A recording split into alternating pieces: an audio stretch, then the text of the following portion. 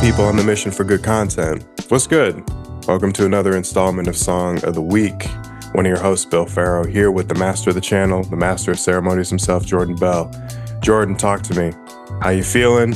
What you listening to? And jump right in if you got the song. But you know what's going on over there. Bill, I'm feeling good, man. It's been a good week. I'm excited to hop on with you today. Can I hop right into it? Please do. All right, so I'm going to hop right into it. So, do you have on your iPhone, do you occasionally get the memories, like the picture memories? Oh man, I'm so inactive on anything but my music and notes app. Okay. I probably do, but I never click into it. All right, so every once in a while, the iPhone will just you'll get a notification and it'll be a picture and it'll be like, it's been a year since X, right? And so I'm at the point now where I've been living in the DMV for a little bit over a year, right? I moved at the top of 2024 and I got one of these notifications on my phone the other day and I open it up and it's this picture from a concert that I went to around this time last year. And so, quick story, when I first moved out here, the first people to come visit me were my homeboys from down south, Ian and Mark. Right. Big shouts out to them. And I was new out here. I didn't have a ton of friends. And I was trying to kind of figure out the lay of the land in the DMV. And these guys pulled up. And they pulled up and we decided to go to a Lee Fields concert at the 930 Club.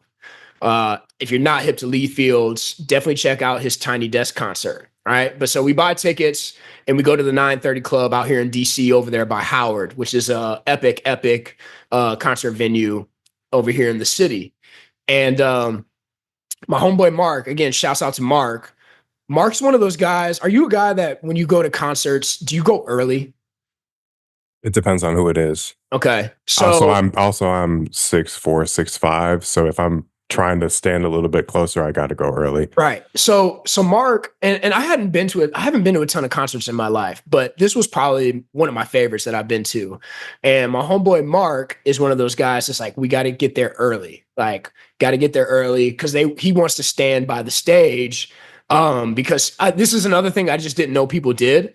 He wants to get like memorabilia from the band, whether it be the set list, a drumstick, whatever. And so I was like, all right, man, like, let's do it. Right. My buddy Ian was like, you're not gonna get him to budge on this. Like, we have to get there early. So we show up to this concert early and we're there so early that we're there before fucking Lee Fields. Like, we're standing outside of the 930 Club and Lee Fields and some of his company, let's say, hop out of a car and they're walking in and we get a picture with them and everything. But anyway, my buddy Mark's like, look, like, I know we're here early, but the opener is going to be sick. Like, you're going to love the opener. All right. So we go in and the opener is this band called the Monophonics with Kelly Finnegan. Are you hip to them? Heard of, have not explored, but please elaborate. Dude, so they're this band where they've got the horns, they've got the drums, they've got the guitars, bunch of white dudes. I don't know where these guys are from. And then Kelly Finnegan, the lead singer, another white dude. And these dudes can fucking play. Like, these dudes got soul. These dudes, like, the band arrangement was fucking phenomenal. They tore the house down. Like, and I was pumped to see Lee Fields. And I got done with their show going like, holy shit, like, those dudes can play. And Kelly Finnegan, the lead vocalist, was just out of control. Like, one of the best lead vocalists I've ever seen live. I've actually reached out to him about trying to get him to do Acapella Thursday. We'll get back to that, Kelly Finnegan. DVD? Holla at me again one time, man. But no, those dudes were absolutely incredible. Absolutely brought the house down. One of the best concerts I've ever been to. And this is all before Lee Fields went on, who also tore the house down. So I say all that to say my song of the week is going to come from the Monophonics and Kelly Finnegan. And it's going to be their song, It's Only Us, coming off of their album, It's Only Us, that came out in 2020. I won't get into too much of the song. I think you should go and listen to it. But listen to the horns, listen to the guitar, the guitar, the drums, and then listen to Kelly Finnegan's voice. Kelly Finnegan is absolutely incredible. If you ever get a chance to see these dudes live, Go check them out. They absolutely tore the house down. They were worth every penny that we paid to go see them. If they're opening for Lee Fields again, I will 100% go and see them. But that was awesome. That was my first concert in DC.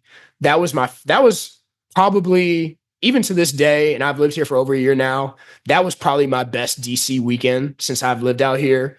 Shouts out to Ian and Mark again for coming out and pulling up on your boy and getting me out that weekend. That was fucking awesome.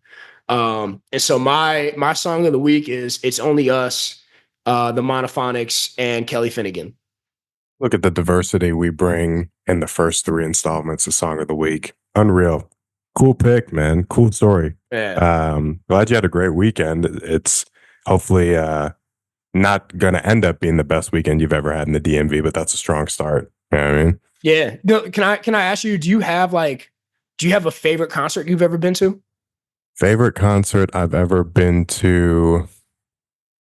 All right, I'm going to give you two answers because one's kind of cheating. Okay. But when I was out in grad school in Seattle, I went to the Crocodile and I saw Blue and Exile. So Blue's a rapper from Southern California. Exile's a producer. Pretty cool rapper producer combo. They've been working together for a number of years. Blue's actually one of the two reasons I started writing rap. Okay. And so he was coming in. They had a new album coming out. This is the first time they'd worked together in a while. They have a classic album called Below the Heavens. It's a near perfect album. Okay. So I listened to it. It came out in 2007. Right. But I went to that show and it was probably just like 200 folks. Yeah. But the reason I loved it so much is he was doing a really in the cut song called Amnesia over a Billie Holiday sample. That's one of the reasons why I love it. But he saw me in front because, I'm kind of tall, rapping with everybody. And he, like locked in with me for about 4 or 5 bars, pointed me out, dapped me up the whole thing. And then after the show, he's chopping it up with people. I get a chance to pass my music to him and a couple other people that he was moving with. And I got a chance to tell him that he was one of the reasons I started writing. And Awesome. he was really appreciative of that. He said, follow him up, shoot him a DM, follow up with him. I did. He didn't get back to me. He was on tour. He was busy, but Yeah. Nobody can ever say I won't take the chance. So No, there's that. that's sick. Also, I should say Lee Fields, we got his set list from the concert. Sick, slick. That was sick. I went to a concert. That same group of guys came back a year later, and we went to see Leon Bridges, and they got his Very set list nice too. And the set list collectors. I love set it. list collectors. Also, And then- before you go, I was listening to your song of the week from last week. I finally got a chance to listen to it this morning. Mhm. Fantastic pick. Ain't it good? The whistle at the beginning it's a great sound. It's a great sound. So totally unique. If you missed last week's episode, check out Nika. How do you think? I think it's Nika. Nika for Gerard was Bill's pick from last week. If you missed last week's episode, but make sure you check that out. Mm-hmm. And then quick 30-second story on my other favorite show. Okay. I went to Chance's Magnificent Coloring Day, I think somewhere around 2016. Okay. And it was a one-day festival at the Chicago White Sox field. I used to work in ticket sales at the White Sox when I was fresh out of undergrad. Sure. And it was Lil Uzi Vert, it was Deadmau5, it was Chance, it was 2 Chainz, it was Wayne, it was Tyler the Creator, it was Alicia Keys, it was Common. Hannibal Buress made a quick appearance, but there was a rumor that Kanye West was going to make an appearance. And because I knew some of the people in the ticket sales office, even though I hadn't worked for the Sox for a few years, they texted me like, yo, he's here. So he's going to do like a surprise set. So the idea is, okay, so when's he going to go? Tyler the Creator comes on, the speakers blow out, and people start going to get drinks. And I'm with my old coworker, Joey. Hi, Joey. Hope you're doing well. And me and she are talking. She said, you want to go get drinks? I said, look, if Kanye's going to come out, he's going to come out now. So let's just get as close as we can. And Father Stretch My Hands, part 1 starts playing, and he just stomps out, arms crossed. the whole nine. Everybody's going crazy. People are trying to climb over us, but Joey and I are basically 25 feet from stage at this point, probably a little closer. Yeah. And he does Father Stretch My Hands Part 1. They do Ultralight Beam. He does Touch the Sky. He points at me while we're rapping out Touch the Sky. It's like a weird amount of times I've been pointed out in crowds by people. But he looked back and pointed at me because he saw I was rapping along. And it was just cool. It was just a full 11-hour day. It was pretty slick. So that is awesome. Those are my two favorite shows. Right. But that's not necessarily why y'all are here. Here for a little bit of new songs or, some new insights on music. So I got an R&B soul-ish song by an artist named Khamari. Song is called Driftin', and I believe it's off his 2023 album. Let me just make sure. A Brief Nirvana, if I'm remembering correctly. Yeah, 2023 album, A Brief Nirvana. The song is called Driftin'. I love the song because it's just got the right bounce to it, but it's just a Nina Simone sample, a piano, a drum kit, and the best part of the song are these understated violins that just slowly build and start to become more cacophonous slightly as the song goes on. And you just get this perfect mix. And a song about Khamari is basically vices, a relationship with vices.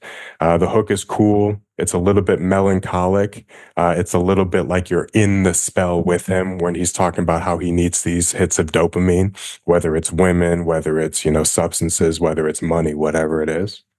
And it's just got the right bounce. And that Nina Simone sample is chopped just in the right way, where it's distinct enough to sound unique. So you don't actually think it's a Nina Simone sample, if I'm remembered correctly on the sample. Yeah. But the way those violins build and those strings build, it goes from haunting to a little bit more involved and totally integrated in. It's just a great song, man. I've been spinning that basically since a couple weeks since that album came out back in 2023. And it just found my way its way into my rotation again over these past handful of days. So I love it. Driftin', Khamari. Please go check it out. Take a look in the playlist, obviously in the section below, but that's my song of the week. I love it, man. I love it. I love we're switching it up. I think when we first started this, I thought that we would actually no, I was confident that we would diversify the playlist, but Yeah. I'm loving it so far. Yeah, man, that's great. Mm-hmm. Great. Well, I need some new concerts. What's my man's name that's coming out here? Teddy Swims is coming out here to DC in June, and I may try and hit that one up. But I need some more concerts. One of the things that I loved about Memphis was Memphis had really good local music, but they didn't get a lot of big acts.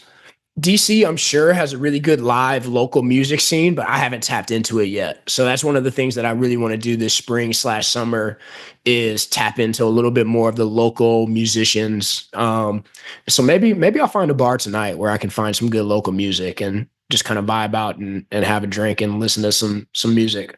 And have them join us for a Song of the Week installment. See what they're feeling. Couldn't hurt. Exactly. All right. Well, you got anything else, Bill?